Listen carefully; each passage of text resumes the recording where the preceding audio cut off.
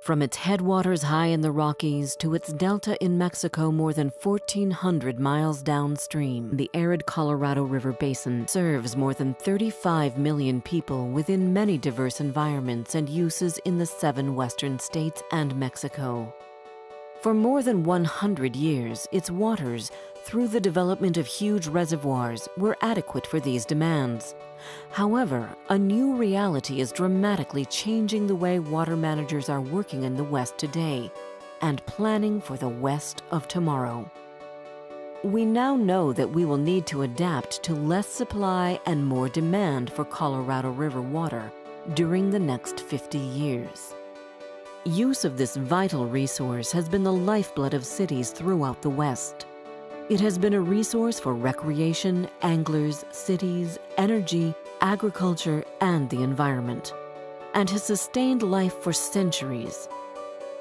The river works hard today producing energy for many western states, but its biggest role is in food production, and agriculture is the biggest user on the river. Agriculture uses 85% of the basin's waters, providing most of our winter vegetables and a large part of our summer food supply. During the next 50 years, water managers in the West will face significant challenges and tough decisions in order to provide water for all the users who depend on the river. Balancing these needs will require careful resource planning, conservation, and cooperation from each state and every user in the basin.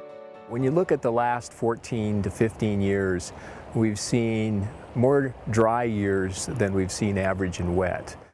In 2013, the definitive Colorado River Basin water supply and demand study showed that the current demand for water already exceeds the annual supply, and that the demands will increase in the future due to population growth, new energy demands, agriculture, and changes in climate within the arid Colorado River Basin. Looking out 20 to 30 to 40 to 50 years, we're going to see what we've seen in the last 15 years. It might get a little better, but the general trend is for dryness and the general trend is for more water demands. You put those together and you get a large gap, if you want to call it, where the demand for the resource is going to far exceed the available supply. With this new water supply and demand imbalance comes a variety of new challenges. One of the most pressing is the effect it could have on clean, inexpensive hydroelectric power generated at Glen Canyon Dam, Hoover Dam, and elsewhere along the river's journey. What we've seen recently is that the reservoir level has dropped. The head has gone down. So we're producing less power now. We're also seeing lower flows, so we're delivering less water out of the power plants. So we're seeing a reduction in hydroelectric production. If this drought continues like it has in the last 15 years or so, we could reach a point where the water behind these large dams goes below the intakes for the power plants. Reduced hydroelectric output would cause rates to increase because we will need to purchase replacement power from other sources, such as coal-fired electric plants. This will also dramatically reduce federal hydroelectric revenues that currently support programs that protect water quality and endangered fish health within the Colorado River Basin. In the long run, what we have to do on the Colorado River is recognize that we have to use our water supplies in a much smarter way. We have to conserve. In the growing season, 50% of municipal water use goes to sustain outdoor residential landscaping along the heavily populated Front Range and across the rest of Colorado.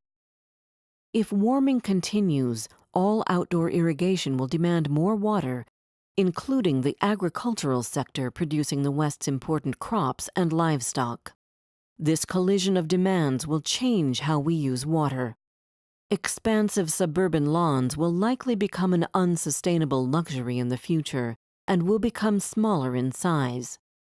Gradually, large expanses of grass from fence to foundation will be replaced with less water-intensive landscaping using native plants that are adapted to the naturally arid landscapes of Colorado and the West. We have large trans-mountain diversions out of the headwaters of the Colorado going to the east slope cities.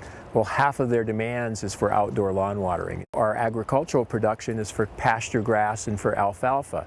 Same is true in the lower basin. And a big portion of their consumptive use in their cities is simply to water outdoor lawns. Should we be considering other ways that don't include such intensive use of outdoor watering, especially for landscapes, especially for things like people's backyards? We probably have more than enough water in the basin, even with climate change, to meet our needs for a long, long time. And the same is true in agriculture. We're going to have to really focus on what are those crops that we can grow that support the local agricultural economy. The economics are going to move toward allocation of water to the higher uses. In the near future, as demand increases, we will see higher costs for both municipal and agricultural water. This will change how we use water and in turn reward better conservation and efficiency. Well, the new scenario for water in the future is going to be limit your outdoor use. It's going to be build up, not out. In the past, one of those large homes with a large lot could use an acre-foot of water. Today, the planners in the metro area are saying we can get 4 families to live off 1 acre-foot of water.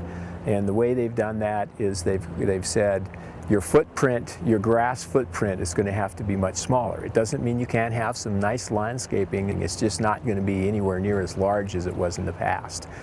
Land use planners and developers are adapting to the realities of water in the West by creating smaller water use scenarios. Conservation, reuse techniques, and designing growth in such a way that water use is significantly less than before. In existing developments, landscapes will begin to change in character and adapt to the arid Western climate. More native plants and less water-intensive designs must evolve. A lot of people can still live here and live very, very comfortably and have a great quality of life, and there can be water in the river. We just have to figure out how to conserve what we use as people. Future water in the West means we will adapt to the new water reality within the Colorado River Basin. From its headwaters in the Rockies to its delta in Mexico, new strategies will be needed. Agriculture, cities, energy, and recreation will need to work together. There will be few, if any, new large reservoir storage options.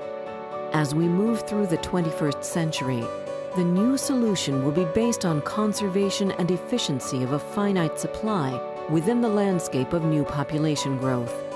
Any new strategies of water planning will need to balance existing hydroelectric on the river while keeping the river basin's aquatic systems whole and healthy for generations to come.